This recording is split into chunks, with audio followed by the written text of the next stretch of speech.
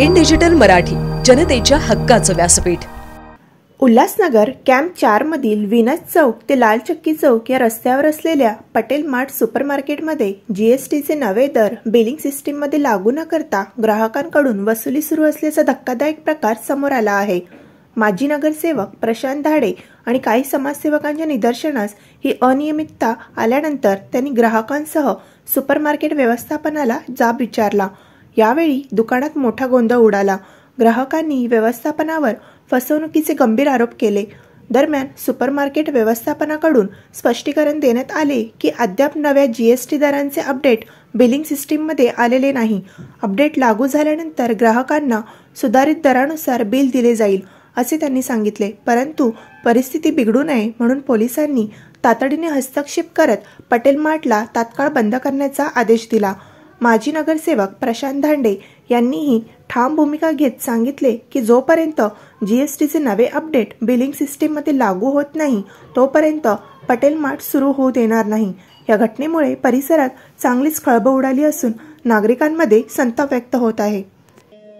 सामान भरायला आलो, दर महिन्याचा आम्ही सगळे कस्टमर आहेत आम्ही यांचे, आणि दर महिन्याचा किराणा भरण्यासाठी आलोय। ज्यावेळेस आलाय आम्ही किराणा वगैरे भरला, ज्यावेळेस बिल काढायला गेलो त्यावेळेस त्यांना विचारलं की गव्हर्नमेंटने 22 तारखेपर्यंत जीएसटी 22 तारखेनंतर कमी केलेली आहे। ते बोलले आमच्या सिस्टम मध्ये अजून अपडेट नाही, आम्हाला त्याचे आदेश आले नाही मालकाचे।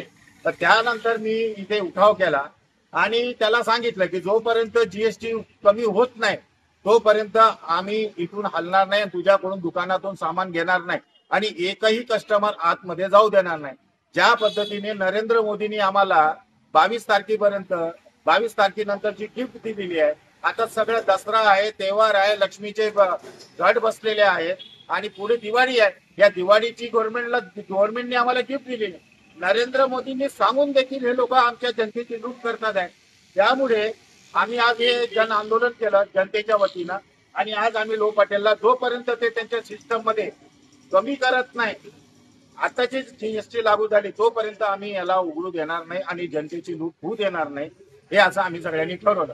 आताच विठ्ठलवाडीचे पोलीस स्टेशनचे येऊन गेलेले आहे का शिपाई, आणि त्यांनी देखील त्यांना तेच सांगितलेलं आहे की हे जोपर्यंत तुम्ही तुमच्या सिस्टम मध्ये जीएसटी कमी करत नाही, अपडेट करत नाही तोपर्यंत जनतेने इथे सामान भरू।